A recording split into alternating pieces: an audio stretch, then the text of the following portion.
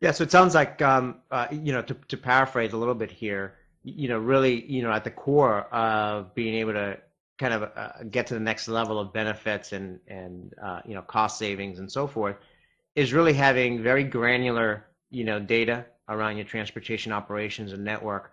Having the BI dashboards and analytics capability to really do deep dive analysis into the variety of different metrics that you need to have or should have in place to see where the deviations are coming from, based on compared to what your expectations are, and that's going to point you in the areas of where there's leakage, if you will, in terms of planned versus actual.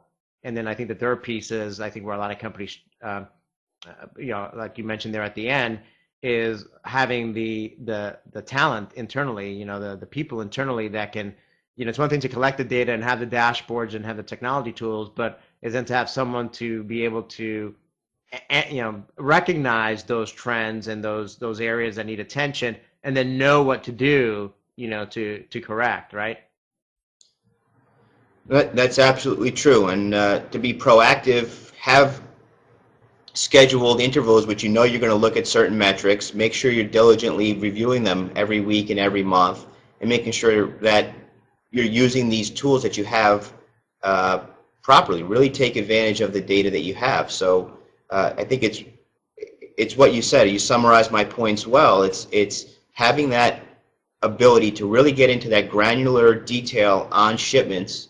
Not that you want to do that in every one, but you want to be able to do that when the metrics tell you to do so. So knowing what those metrics are, reviewing them, BI and big data, business intelligence, that's very important right now for a company to be competitive. So having that, and then having somebody on staff that's expert with that so that they can interpret that, and then they could look for patterns and sub-patterns and frequencies and things along those lines that are really going to tell you what's happening within your network. I mean, there are instances where we look at the data and we see that the lead time on any given day doesn't necessarily need to be the same. So a lead time on a Wednesday as opposed to a lead time on a Friday has a different impact on the cost. So you can look at different trends within your network, and you can really boil it down to a daily or a weekly or monthly in many different ways, and having that talent to do that is important.